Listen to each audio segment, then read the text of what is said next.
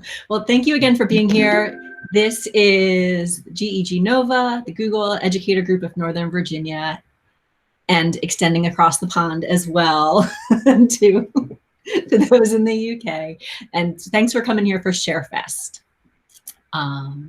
So I'm Teresa Hoover Ducasu. I'm a band director in Arlington County, also a Google innovator and trainer, and the co-author of Pass the Baton, Empowering All Music Students, one of the co-leaders of this group, and I get to work with Tyler.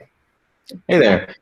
So my name is Tyler Whitman. I'm an instructional technology coordinator in Arlington County as well, and I'm also the co-author of EduMatch Snapshot in Education 2018, and the 2020 edition is coming out later this month, so look out for that. Nice. So just a quick rundown if you haven't been to one of our events before. So GEGNoVA, the GEGs, the Google Educator Groups, are communities of educators who learn, share, inspire each other, trying to meet the needs of all students, especially good old 2020 and 2021. There are a lot of needs. So we do have a regular Google group online. I think most of you are probably part of that. If not, we can get you some links to join. It's a discussion board, listserv, just a place to communicate and share, really. And we try to have these monthly webinars where we have something that's just being shared with the group, whether it's one of our members sharing out or we bring in other people to share just so we can all learn together. And then Tyler had this awesome idea for tonight where it's really like a crowdsourced type event. So let's see.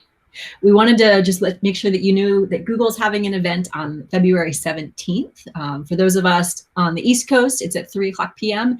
Learning with Google, we're still kind of getting info about what that is. It sounds to me like it's going to be a webinar learning about some of the updates that are coming, things that they're working on. Did you get any other info about it, Tyler, or anything else that you? It's I think I mentioned it in the text. It seems very similar to like an Apple event where they kind of release new products and explain what they're kind of doing in the upcoming months and year. And so we'll see what's going on with that. But it should be an exciting day. Mm-hmm. Yeah, so there's a link there. We'll also make sure that we share that out in the Google group if anybody is interested in taking part in that. All right, so Tyler, do you want to maybe tell us how we're gonna do this today? Sure. Yeah. So we're here in Google Meet, so I think we'll probably we don't have a ton of people, so we'll probably be able to just like raise our hand maybe and go from there as far as who wants to share first. And if you want to share your screen and kind of show off the extension or add-on that you're talking about, you can, or you can just kind of talk. It's kind of an informal night outsourcing, so feel free to chime in. So with that in mind, if you want to raise your hand if you would want to go first at all or want to share anything tonight with us. We'd love to hear anything. Sure, Kristen or Kirsten? I'll go. Kirsten or Kirsten is fine. As long as you don't miss up that R and the I, I'm all good. I actually found out about this from another gig, and it is my new favorite extension because I am a tab queen. I have tabs open all over the place, and we all know that the more tabs you open, the slower your machine goes. So I learned about this thing called the Great Suspender. So when you're not using tabs, they kind of go to sleep. And all you do is you click on them, and then they come back and they wake up. So they all go to sleep. So it's so awesome. So when you're doing all your research for your other classes, they all sit there and they're not running in the background, and you just click them to wake them back up. So that is my favorite. It's called the Great Suspender. I love it. And besides that, like you said, it's cute. It's got a cute little face. It doesn't make you feel like you're neglecting him or anything. For sure. I love that. That's awesome. The Great Suspender. All right. Cool, thanks. Go next. Dennis? I think you're still muted. We can't hear you. Well, you're not muted, but yeah. Sure, take your time. How about now? Yes. Got me. Chromebook life, I could tell you right now. So again, hi, my name is Dennis. I am not from Virginia. I don't even really know how I got into this group, but I was connected through this through the Teach Better team, which I'm a part of. I'm a part of their speakers network. I am the author of Instant Relevance, Using Today's Experiences to Teach Today's or Tomorrow's Lessons, which was published by Dave Burgess Group, and Hacking Mathematics, 10 Problems That Need Solving, which is a times 10 publication. And I've been speaking and working with schools. I'm a professional consultant now, working with math and technology and things. And so when remote learning came around and everything went haywire for everybody, there was a lot of questions, and half of us were using Google Meet, half of us were using Zoom. And so those of you who are going back and forth with like, well, I'm not sure what the Meet is like or what Zoom is like, we're looking for some cross functionality between it. So one of the things that Zoom can do from a PC or Mac desktop client, you know, it's not like a web-based version of it, was you could pull up a screen and annotate on it for your kids, and you could write on your screen. And Google Meet had nothing like that. So I worked with a developer to put together something called Annotate Meet. So I'm going to present my screen for you right now, if that's okay. Sure. And I will tell you at the moment, it's got a lot of users. It's got over 20,000 users on a weekly basis now on the Chrome Web Store. I'll drop a link from the web store in there. And as an example, let's say I was a math teacher presenting this math problem to my kids, and we were going to talk about using the digits 1 to 9 at most one time each, fill in the boxes to make the product as close to 7,000 as possible. If you've never seen anything like this, it's awesome. It's called an open middle problem. We give you the end point, and you have to work your way around the middle. And I want to demonstrate what I mean for my kids to do this. Now, I could, you know, try to type on this. I could copy it and paste it into slides and write on it, or have a lot of different things. But the Annotate Meet extension, which is now hovering up here with a little drop up there, when I click on that, it freezes the screen and brings up annotation tools, which you can move around the screen if you want.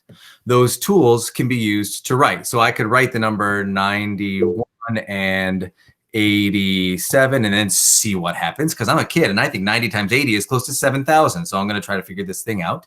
I, as a teacher, could grab a different tool. I could highlight the instructions, the important part, make sure you're not using a 0. You just have to use the numbers 1 through 9. Or I could click text and I could move it around, drop it in and say, try this one. Right? And then once I lock that in, that's going to be locked on the screen the way it is. There is a tool, there's a pencil and a pen tool. There's a paintbrush tool, which you can use to cover up some things, you know, because some people like to cover them up and then grab an eraser tool to reveal what might be behind. You can highlight something with a box, like if you just wanted to grab a box around something important. But I also added a filled in box. I'm going to click the color palette and I'm going to make this filled in box. Actually, black is good for us right now. I was just going to change it, but I'm not going to. You can change the colors of the boxes if you want, or any of the text or whatever else. But I'm going to say okay, and I'm going to close my color palette. But on this tool, I might want to grab a square over here and create an impromptu whiteboard for myself that I was going to say, well, what if we do 86? I got to now change my pen color. My pen is going to be a different color than pencil. See, my pencil's black, so I'll choose yellow and click on it and click OK. And then I can say, what happens if we try 87 times, let's go with 65. What happens in there? And then we're going to try these out. So I have an impromptu whiteboard of what I've done. And then when I'm done with all the annotations on my screen, I can either clear them all and they all just go away. I can click finish and it closes down. Or if I like what I did, I can click this save button and it grabs a screenshot of all the work that I just did. So I now have a screenshot of the annotations if I want to use them for anything else. But when I click clear, it gets rid of the annotations I had. I click finish and it brings me back to the live screen I was on before. Actually, I was here, it just brought me to a different tab. And so what it does is it freezes the screen for you to draw on. So if you freeze it, you can't move up and down while you continue to annotate. But it's a really great tool that I've seen a lot of teachers using now. I'm working on a secondary version of it where you could annotate someone else's screen, but that's a whole lot of API work to try to get that in there. But it may be able to work that out sometime soon. But as of right now, you can only annotate your own screen, but kids can install this extension. It's ed law compliant, so we're not gathering any personal information from anybody for any of this. So if students install the extension, they could present their screen and they could draw on it. But that's one of the things to notice. I'm talking a lot really quickly, I hope you don't mind. It only works when you're in present mode. If you're not presenting, then if you click on the extension, it just pops up with the instructions as to what to do in a little video about it. So while you're presenting, that's when you can lock your presentation screen and annotate all over it. So that can be found on the Chrome Web Store just by searching Annotate Meet. I'll also grab that and drop a link into the chat of this when I'm done. And if you don't mind, as a quick little bonus, one of the things that I do when I present in Google Slides is I don't like actually presenting the slides because it blocks my screen out and I can't see the kids and all that kind of stuff. So instead, when I'm presenting, I keep it in this basic presentation mode. So I also created something called a bookmarklet, if you've ever heard of a bookmarklet, which is just a series of code that you drag to your bookmarks bar. And what it does is it's called No Pane. When you click on it, it turns off the side pane, the side panel in Google Slides. So I can present like this, and I generally view my speaker notes off to give me a little bit more scenery when I'm doing that, right? But that way I can see this the way I want to see it, and I can navigate the way I want to navigate without it being all over the screen and not being able to see kids and do what I want to do with it. So that's just another little thing that I've added on. That can be found on my website, which is just DennisSheeran.com. I think it's the third article down right now. It's just my blog site called No Pain, No Gain. And literally all you do is you take this, click it, and drag it up to your bookmarks bar, and then it's usable for you in any Google Slides presentation. It's just that simple. So those are two of the things that I've been doing to try to help with functionality for everybody, to try to work that out in a way that kind of makes everybody getting closer to their shared experience. So I thought those might be worth sharing with you. And like I said, I'm going to drop that code into that link into the chat and go from there. Thanks. Very cool. Thanks, Dennis. Any questions about how that works or anything like that? No, they're both awesome. Thank you. All right, no problem. All right. Who's up next? Feel free to just raise your hand. Lori's got her hand up. Lori, sure. Go ahead. Hi, this is my first time with you guys. I actually live in New Jersey. I got the invite off of the Google Trainers group. So Sure. Thank you so much for Me too, having Lori. I'm in New Jersey too. Where are you at? Howell. All right, I'm all the way up north in Sparta. Gotcha. So I'm a teacher coach at Howell High School, and mine is not really have anything to do with education, but I make a lot of infographics and advertisements and things like that for the building as well as for my teachers. And then sometimes I go into classes and help kids make creative Google Slides and stuff like that. So mine are actually, it's a combination of two. One is an add-on and one is a extension. And I'm just gonna open up a slide presentation. So my favorite add-on in slides is icons for slides and docs. Sometimes when you go to search for it in the Get add-ons, it's called Flaticon.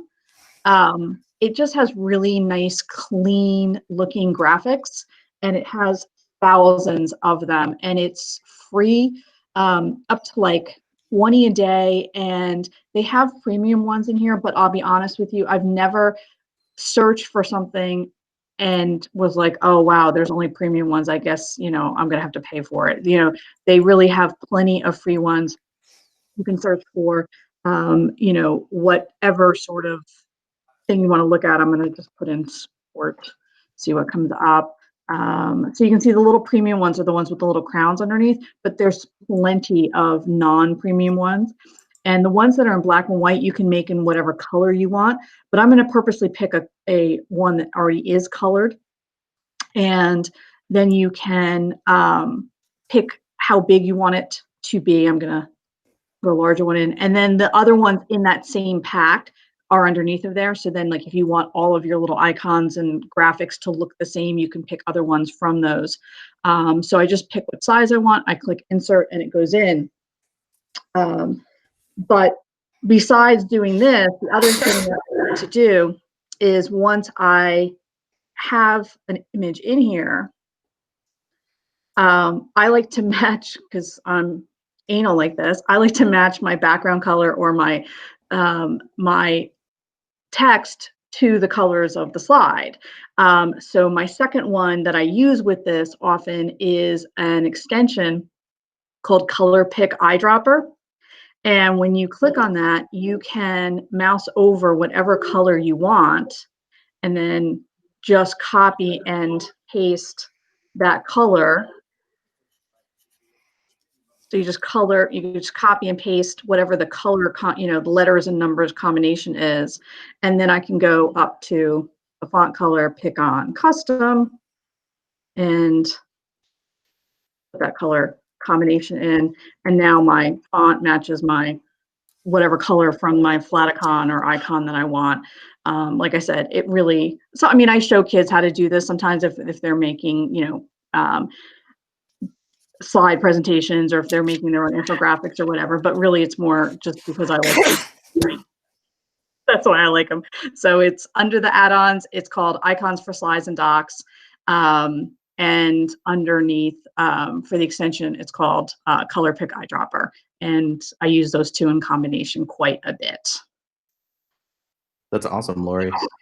If you've never used their website, I use Flaticon all the time too. If you've never used their website, on there you can actually like edit the colors that are already there and make it kind of your own too, if you want to. But I love the add-on so that it's right there in slides. It's a really awesome idea.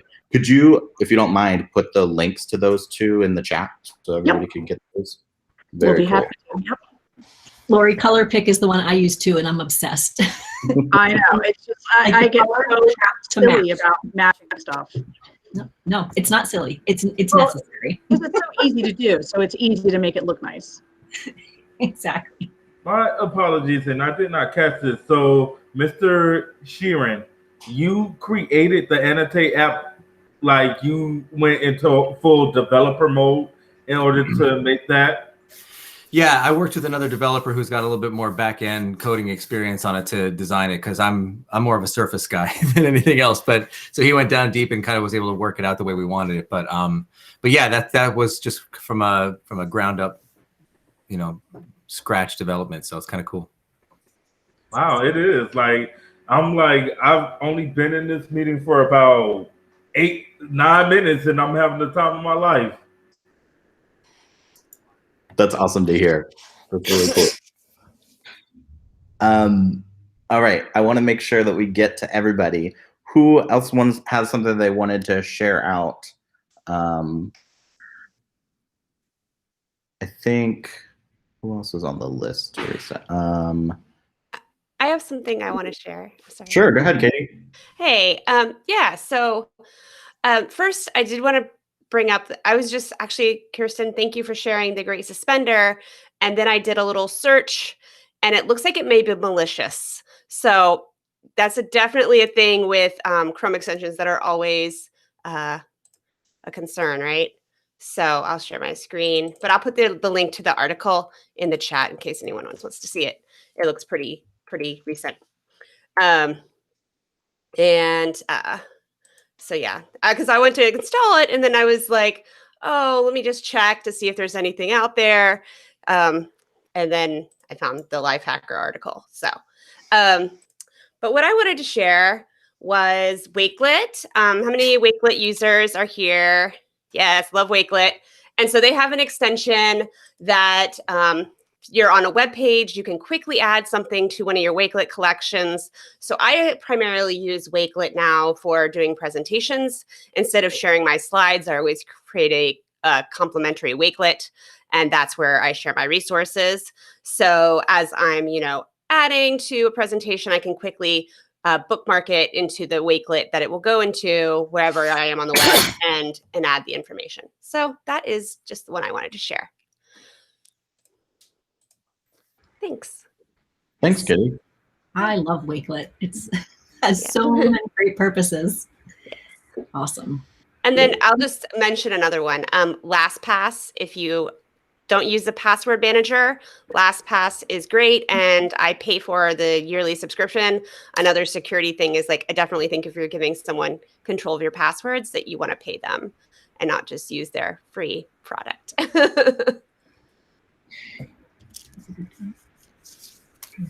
Hi, Karen. Did you want to share one too? Yeah. Is my mute off? Yes, it is. Okay. You're good. I always do that. You know, when one class, my special ed class that I teach for multiply disabled, the teacher wants to use Zoom, but we're a Google school, so I use Zoom with her. And then I switch right away to my 5th grade class, which is all Google. And every time it goes to mute, and they're like, "You're on mute." I'm like, "Oh no." Joys of elementary school teaching. They call you on it every time. Anyway, I wanted to share Duelist. Are you familiar with Duelist? So Duelist is great. I share it with my teachers all the time and with my students. I was able to get it enabled for our whole district. And I taught not my middle school, but my 4th, 5th, and 6th graders how to use Duelist so that they could see their teacher on Google Meet while they're working on their doc or while they're presenting back and forth. So it's been really a wonderful tool. You know, at home, I have the command station, I have the laptop, I have the second monitor, I have the document camera, I have my other laptop, you know, I'm spread out. If you saw my station right here, I've got 2 big 6-feet tables and an L, and I took over our family room. And my husband built some bookcases for me, but the kids don't have that luxury.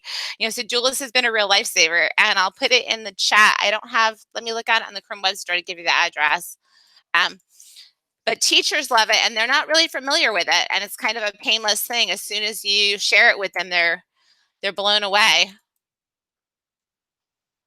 So that's my share. I have other stuff to share, but I'll wait and see if there's more time.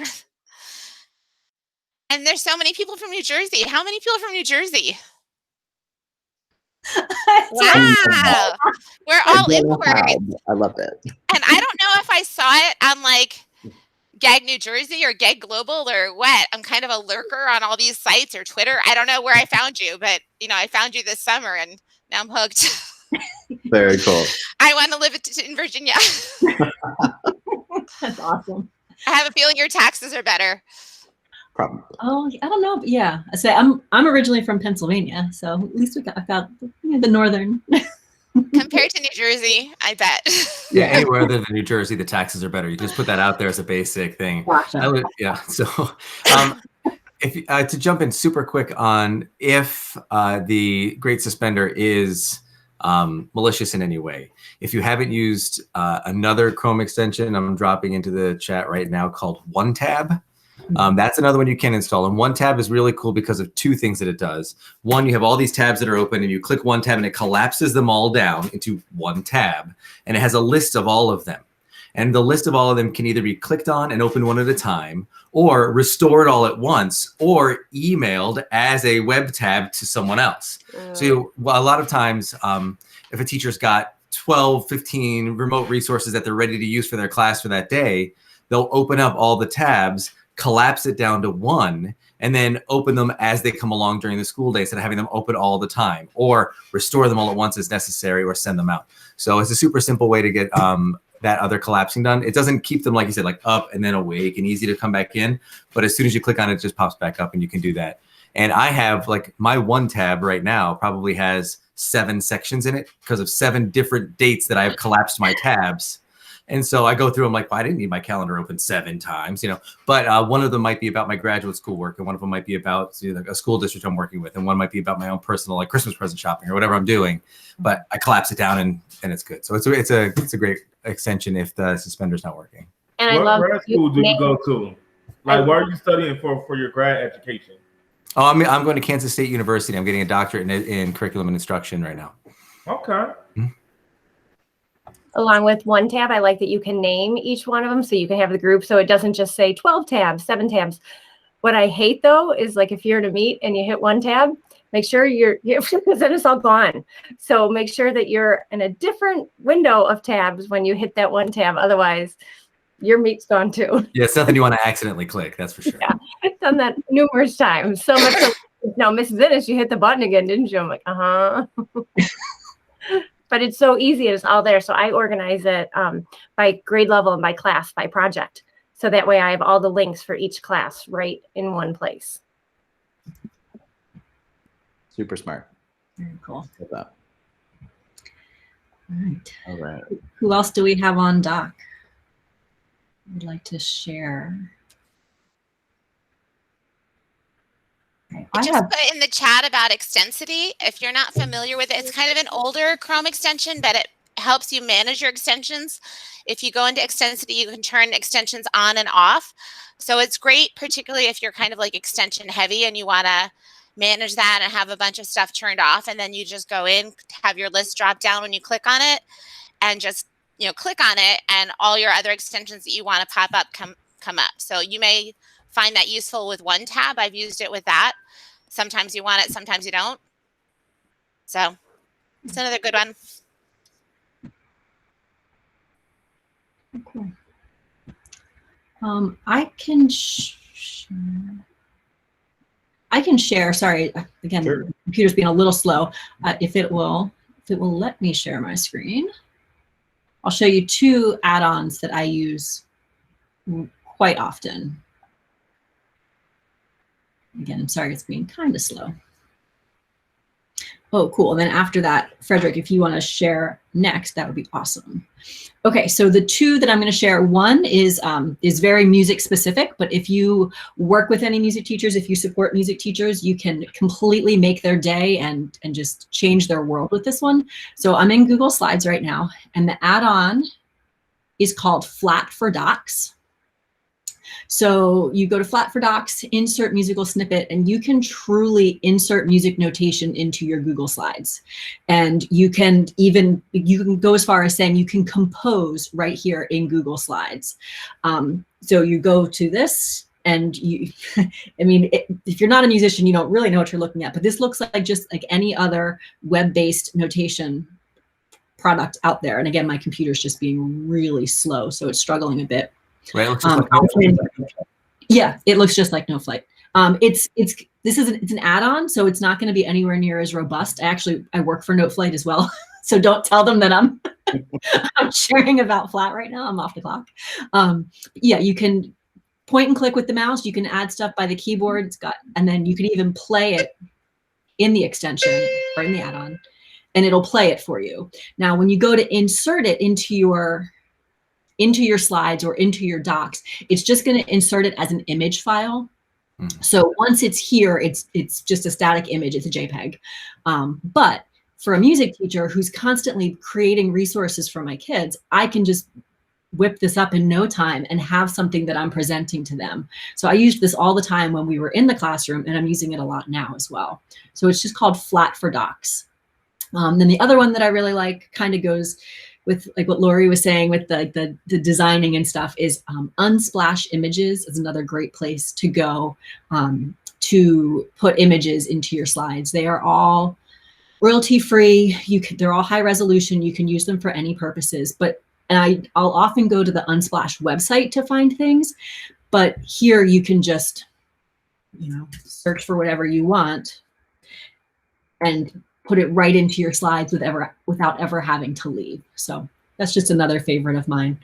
So Flat for Docs and then Unsplash Photos. And if it'll let me stop sharing.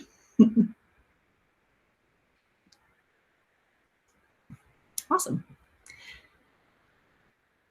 So who would like to go next? I think, Frederick, you said you had something, right? Yeah, so yes, I'm Frederick Crawford. I'm a Prince George's County math teacher. I teach 7th grade math at Drew Freeman Middle School. So the extension that I wanted to share is really two that I would like to talk about are yet another mail merge. I don't know if somebody talked about this, because one of the things that I'm very heavy on is parent contact and reaching out to the community. So let's say if I wanted to email a bunch of my parents the same thing, I will go ahead and use yet another mail merge app. So I don't know if there's a lot of familiarity with that. May I do a quick check? Yeah. So perfect. So when I use this app, I can go ahead and import all the emails that I have for parents within my contacts. And then I could go ahead and start a mail merge, and I can say, "Good morning, sir or madam," and have my email to make a call. I can have my email to make a call. Let's say I want to use this template, Crawford's Class 2021, where I'm introducing. Of course, I'm not going to send it because I don't want to send no one an email right now. But I could go ahead and make a call to this column that has the first name, and it will say "Dear," and then it will put the first name in that email to make the emails more personalized. And then two, I'm sure in this group, a lot of people are also familiar with Equatio, which I learned how to get the free software version from another GEG group where I can do the type of equations that I want to do on my slides. Because like when it comes to doing math, I want to make sure that I afford my students with the best resources that they can use in order to see how math problems are supposed to work. Because sometimes even when I use my pen, it's like, whoa, my writing is a little kind of shaky. But once I use Equatio, I can give more of an accurate depiction of how the math looks like without losing that textbook feel and while adding my own creativity.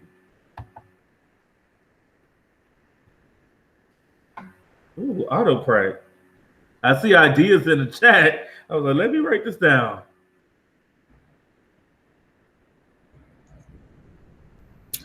And Unsplash. Awesome. Thank you for sharing those. Oh yeah, thank you for allowing me to do that. Let me stop presenting. Well, and that's the best part about these groups is that we can, it's not like we're, you know, there's one person to learn from. We all have that. We all have something to share. Awesome. Exactly. With that in mind, let me try one. Yeah. One that I love that is kind of silly, but I love it anyway. Bitmoji, if you've never used it. I'm a huge fan personally, just in my personal life, but the kids love it because it's basically like a cartoon version of yourself. And there's an extension that you can use to insert it into basically anywhere that'll take an image file. So let me go ahead and present to just show you kind of what that looks like. So if I, give me a second. So if I'm just in a normal Google Slides and I click on the Bitmoji extension up here, I can pick whatever I'm trying to use. Say maybe I wanted to use freshly baked. Sure, why not? I just drag it over from there and it inserts it for me. And it's I can resize it to whatever size I need. And you can even search within there for anything you need. One thing I like really about the extension too is you can actually type out your message and it'll make a custom one for you. So if I say like, hi, my name is, it'll actually like start typing that out for you. So I could use this one maybe, and it'll actually use that custom text, which is really convenient. So yeah. While you have it open, if you type in the word pose, it gives you all the different poses that you could ever want to use. You like on character. That was like my woo. So yeah, so it gives you all the different poses that you could ever want for your Bitmoji without those words. Very cool. Didn't know that one. One of my favorite sessions from over the summer that Global GEG did was with, Abid, you might have to help me with this, was it Jen? Somebody did like, it was a Bitmoji hacking one essentially, where it was taking your Bitmoji and being able to do all kinds of other things. Like there's this one that says, can I help you? But the person's face is really like kind of snarky and not very kind. Well, I learned how to change that so that my face is smiling. So I'll use that as like my my background slide at the end of a class when, you know, the kids are supposed to be off working. It just says like, can I help you? And I'm smiling. But it was so cool to learn how to use Google Drawings with Bitmoji to be able to just make the Bitmoji look a little bit different. And that was before you could like change the wording and stuff. But I don't know. I'll have to see if I can find the link to that presentation because it was just fantastic. So for any other Bitmoji lovers. for sure. All right. Who else has stuff to share? I have one which is a strange thing. I added something that gave me a transcript button on my Google Meet. So if I turn the captions on, it transcribes it all. So if it's, I don't even know how I got it. But for kids that I do oral assessment, now I have a record of all of that. And it's like, yay! But I don't know what I did. It just adds one more of the what looks like a mini printer thing on the right hand top of my screen. So anybody here that can tell me what I did? I'm looking for it now to see if I can find the extension. It does look like there's one called Meet Chat Transcribe.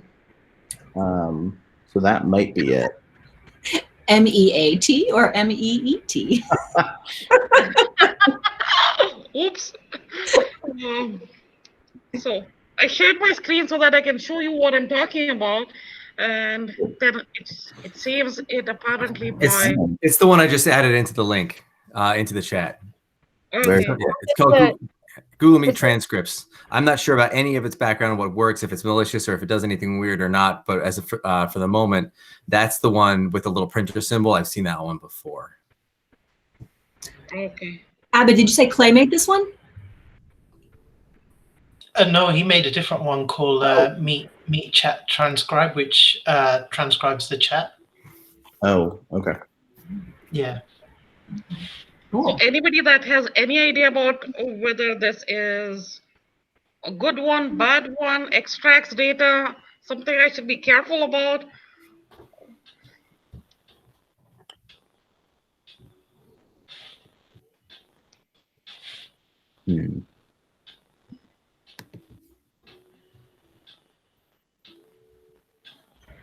Well, we know the creator of whatever Abba just said, Meet Chat Transcriber. Yeah. So, but I don't know the other one. Not sure. Maybe I should remove this. That is the weird part. You always have to try and look out to make sure you're not like downloading something weird. Not downloading, but adding something weird. So definitely. I just added the link for Meet Chat Transcribe, which is from Clay Smith. I'll vouch for Clay that that one's okay. But what that does is it just records the chat in Meet, and it just puts it into a Google Doc in your Google Drive. Very cool. Thanks, Abid. And with that, I will leave because my ride is here. Well, thanks for being here. Looks like Gwen, did you have something to share or add to? No, I don't have anything to share. I have a question that I've been trying to solve for a couple of weeks. So maybe this distinguished group of experts can help me solve my question. So thank you. I've learned a lot. I wish I had some of these tools for the last couple of weeks. But I am a science teacher, and I teach 8th grade science in PG County. And I have 138 students. And the students are required to do a Maker's Fair project. So one component of their Maker's Fair project is that they have to take a video of themselves testing their project out. They have to do 3 test trials and do a data table. So I have one student who, and then once they take the videos, they have to upload it to a Google slide. So I have one student who is not able to play her video once she uploads it to the Google slide. It's not a MP4 file, it's a MOV file. So how does anybody know how she would convert the MOV file to an MP4 file, or Is there something special she needs to do to upload it to the Google Slide? I know that was a lot. But I primarily take video, move it to YouTube, make it a private link if necessary, and put the link into slides, because that way you don't have to have the video file in the slides presentation for a memory issue. So if she's the one presenting the slide, or has the sharing permissions as like view only with the link, so that it's just it's not private, or it's not restricted, but it's private, then that's the easiest way to get any video to anybody else, is to not have to send the actual video. All right. So can you say that again one more time? Yeah. Slower. Yeah. So any video that I want either in a slides presentation or I want to share with somebody else, I just upload to YouTube. And then once you're in Google Slides, you can import or copy the video link in from YouTube, and then it just plays in the slide and it's there, but it doesn't have to host the actual video file on the slide. So it makes your slides file smaller. It doesn't slow down your computer as much, and it doesn't bulk up anybody else's viewing experience either. Okay, so she just needs to create her own YouTube channel. Yep, and as soon as you try to upload your first video, they make you do that. So. All right, thank you. Thank you. See, I knew I came to the right place. I was going to say, if you're a Google school, your students might have YouTube channels tied to their school Google account. Mm-hmm. So like whenever our kids are making any videos, we purposely tell them, don't upload it on your personal account, upload it to your school account. And then, we know that we have a little bit more control over it too at that point. Got it. So where Tyler and I are, and a couple other people, YouTube is completely blocked for our students, like 100% no, like cannot pass go, all of that. So the other thing that you can do, and Abbott actually beat me to putting in the chat, is cloudconvert.com is a good way to convert something from one file type to another file type. But yeah, the YouTube way is definitely superior, but in our little part of the world.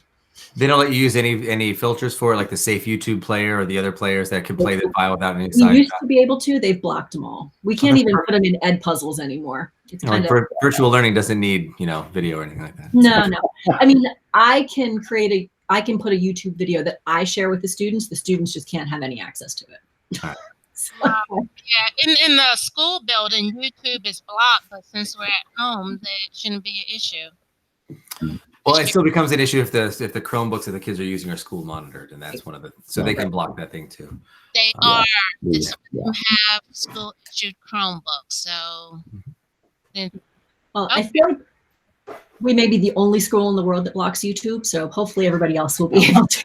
No, you're not alone there. I mean, I'm the IT administrator, for anyone who doesn't know me, and we're the ones who usually get labeled as the blockers.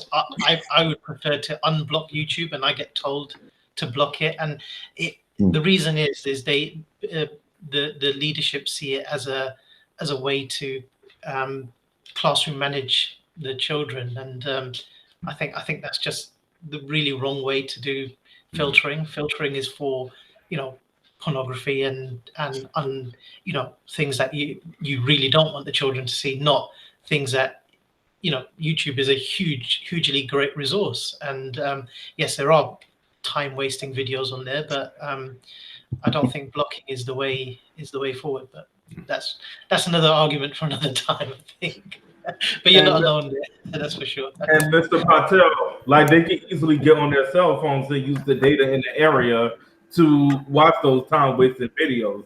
Like, people find a way to do what they want to do. Mm-hmm. That's for sure. They will find a way. Yeah. All right. Thank you so much. Yeah. Hopefully we were able to solve that problem for you. Yeah. Awesome. What else, Abid? Do it. I'll present my screen. As Teresa hinted, I am from the other side of the world, and it is crazy hour where I am at the moment. So that probably segues nicely into Savvy time. So I am one of the founding members of Global GEG. So I work a lot with Americans and Australians and all that. And one thing that we learned very early on when we started Global GEG was we never know what time it is where anyone is, and so Savvy Time. It's a great little extension that just sits in the corner there, and you can select the time zones that you want to see at all times. You can add any particular time zone based on the city, so you just type the city in, and it's there, and really nice and easy. And then you can immediately see all the time zones. So if I want to know if I'm looking at Pacific time and I want to see what time it's going to be at 10 p.m. Pacific time everywhere else in the world, so I know that that's 6 a.m. for me, it's 5 p.m. for Australia the following day. So it's a really nice little extension that just tells you time. And one more, again from Teresa and I's buddy Clay Smith. He created this one called Next Slide, and I think that was, someone said that was one of the phrases of the year for 2020 whilst we're presenting online. And it's a great little extension that you just install, and you can set a keyword. You can set a custom keyword if you want, and then you set what your language is. So at the moment, he put in different languages or different accents for English. So I've selected Great Britain because when I was testing it, it was only defaulted to USA and didn't understand me at all. So I've set it to Great Britain, and then the keyword is Next Slide. And so if I quickly present this here, you'll see in the corner, it picks up what I'm saying. So hopefully, if I say next slide, it changed the slide. If I say next slide again, and then I can also say something like, go to slide 1. And then it should go back to slide 1. It is a bit funky here and there sometimes, but yeah, next slide.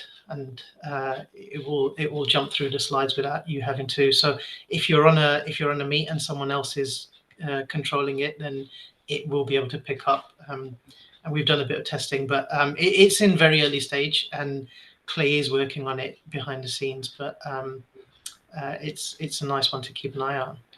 That's awesome. Hey, Abid, do you happen to have the slides timer installed on that one? I don't. Oh, okay. No.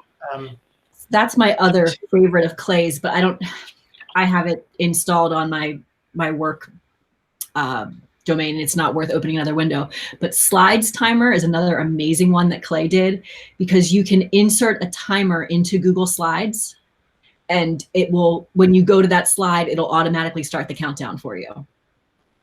So like with my class, it's band. So the kids will come in, we do like whatever our opening thing is, our bell ringer, all that. And then I'll tell them, okay, here's what we're going to do for the day. You need to get your instrument ready. You have 4 minutes. And then I, click the next slide, or if I had the extension, I could say it.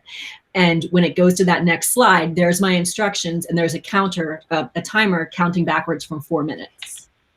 And it just automatically goes. And if we're in the middle of class and I decide that I need to give them a couple minutes for something, I can just real quick, you put 2 little brackets up and then put the time in there, boom, and go. So it's called Slides Timer. I think it's probably on Clay's website for if nothing else, but that one's been like a lifesaver this year. Thinking of more fun. Right. Oh, he did it already. I think that's it, isn't it? He's got it on his so it's on the Chrome Web Store. If you just search for Slides Timer. Yeah. So yeah, to count upwards, I think it's and then to count downwards if you want a 4-minute timer. So if I do 10 seconds and count down from 10 seconds, I think it's just if you go into present mode. There you go. There it is. And yeah, you can also display the current time by just putting that one in. Yeah. That one gets used every day, every class period.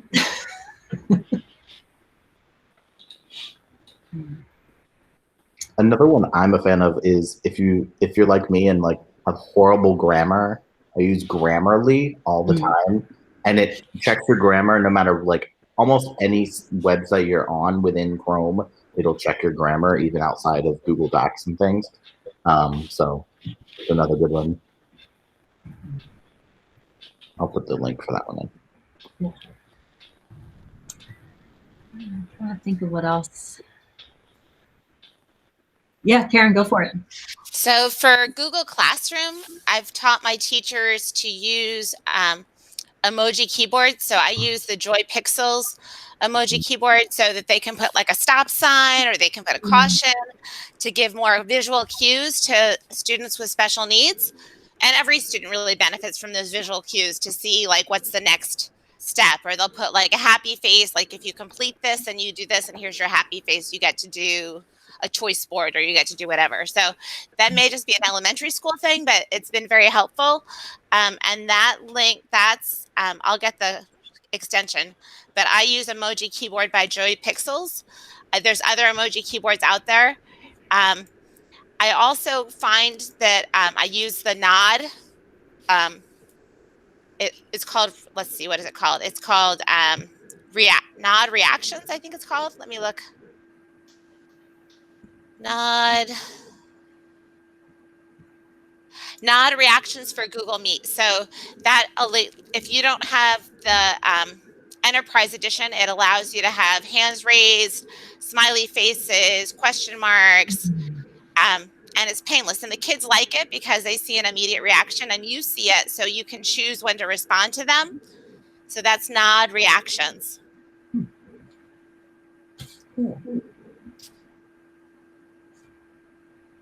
And on the subject of emojis, it's not quite an extension, but if you're using a Windows PC, and I'm conscious that I'm in a predominantly American meet, it's Windows and what I would call full stop, or what you guys call period.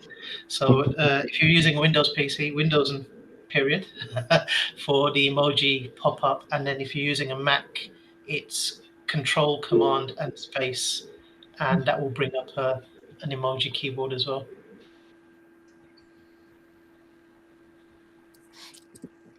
Can you say that again? Abid, can you say that again? I think you're muted, Abid. So he was saying that you can bring up the emojis by pressing Control, Command, and Space on a Mac. Okay. That was like the Seesaw only thing. I didn't know I could do that everywhere. I've taught my Seesaw to use it. I totally didn't know you could do that. So that's another shortcut. I love shortcuts. So Windows, period, and that's it. And you get emojis. Yeah. Oh my gosh, my 6th graders will be in 7th heaven. I'll be getting LOL all over the place. And it's funny because I was talking to my 7th graders about it, and they're like, we know how to do emojis. We know how to do emojis. But once I showed them they could do it on their Google Drive, the crowd went wild. The crowd went wild because I was telling them the story of how I was watching a global gag video to put myself to sleep. Yes, I'm that type of weird. And like I couldn't go to sleep because I was like, okay, this is just gonna be monotone or whatnot. I'm gonna listen to some stuff, let it kind of seep in my brain, like as if I'm putting conditioner in my hair or something. Only just to be like wide awake. Once she said I grabbed my phone, I'm like, I'm supposed to be asleep. I got class in 2 hours. And the thing is, Miss, I could barely see your name, but Miss Teresa. Yes. Yeah, Dukasu, I guess. Mm-hmm. But weren't you one who gave a presentation on a topic like this before?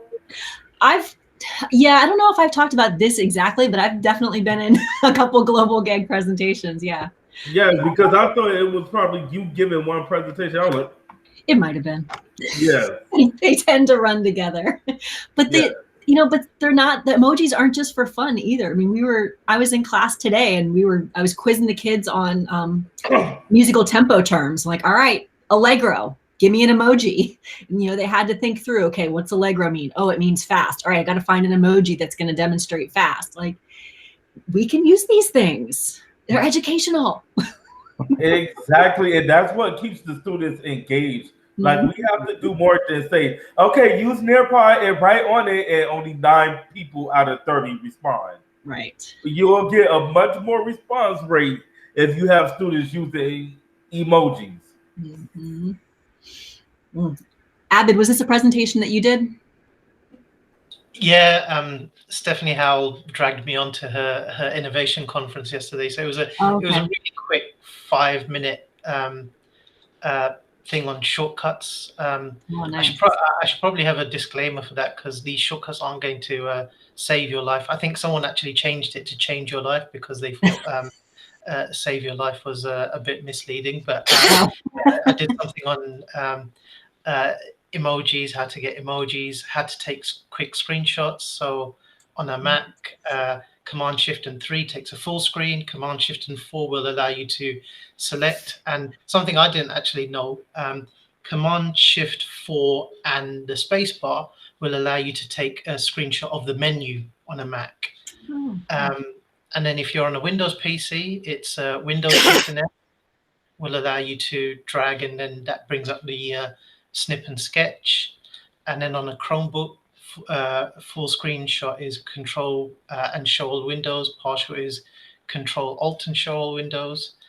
And then I talked about copy and paste. When you copy and paste something, it will drag over the formatting by default. If you don't want the formatting to come across, you can just do Control Shift and V, or on a Mac, Command Shift and V, and that will get rid of all of the formatting and match the formatting in your presentation. And then also something in Google Slides is don't copy and then paste. If you want something, just use Control and D, and that duplicates whatever you want. This one has really changed my life, clipboard history on Windows. So instead of Control V, Windows and V, and that gives you a whole clipboard history of all of the things that you've copied. I didn't know that until last month, but it's awesome. So you can copy one piece, copy another piece, copy another piece, copy another piece, and then when you press Windows and V, you get this nice pop-up come up, and you can select from any of your things that you've put in your clipboard history. And I read that there's a clipboard history coming to Chrome OS as well, with Chrome version 88, which I think just came out yesterday. So I think there's something on there as well. And in the Mac, there's an app you can download from the App Store called Copium. And then opening and reclosing Chrome tabs. I know one of the teachers complained, saying the students quickly press a button to close the tab. How can I find out what they were on? So Control Shift and T or Command Shift and T, that will get you back. And then these were a few that infographics that I found from Candice Buchanan on Twitter. So this was really nice to see. But yeah, that was it. Just quick 5 minutes, just there and then. Are those slides shareable? Yeah, I can share them now, actually. Because that's pretty awesome. Very cool. Yeah, I love the shortcuts. Love them. Cool. Well, this was awesome. I started to take notes, and then I got overwhelmed, and I had to go back through the chat and Wait, I feel like I need that extension you were talking about for the chat to just get the transcript. Yeah. Absolutely awesome. Well, we've been here over an hour, guys. I know it's already 8 o'clock here on the East Coast. Yeah. I don't even want to know what time it is where Abbott is. But well, thank you guys for being here. No, this was amazing. I was like, this is my first GEG meeting ever, because I just became like, I was like, I have to be Google certified, even if I have to do this on my own. So I managed to knock out the 2 certifications 4 days in a row, 4 days apart. So I was like, I need to figure out how to join a gang. And I was like, is there one closer to where I am? Couldn't find it. So I was like, I just put it on hold for 7 months. And then I finally found this gang. And I was like, I saw that you guys were doing meetings. And I'm like, I definitely have to come to the meetings, because when it comes to my practice, I want to be able to take it to a new level, because if I cannot come up with something unexpected, my students are going to get bored. And I teach a bunch.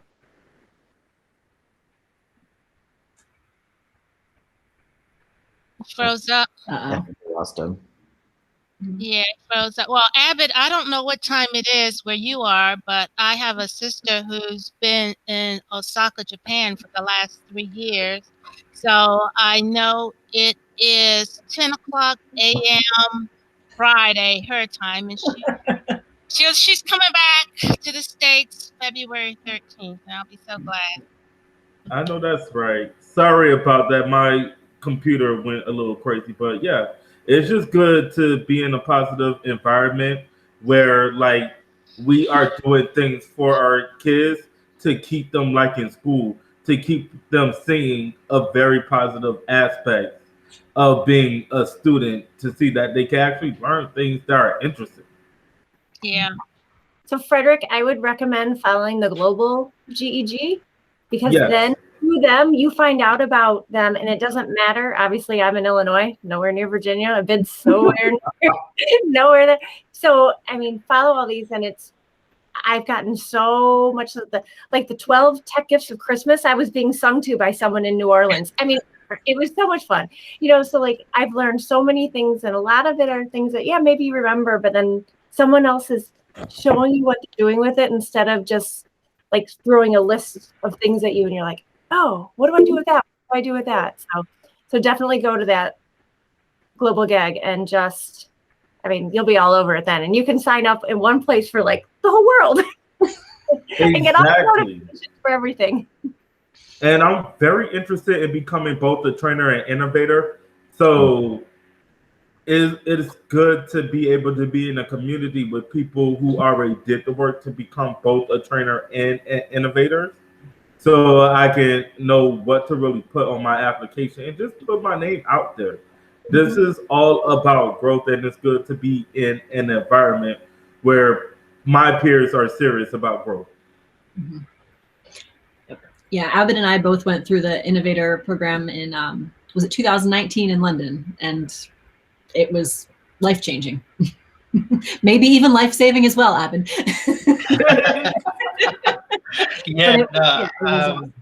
I can't recommend the innovator program highly enough.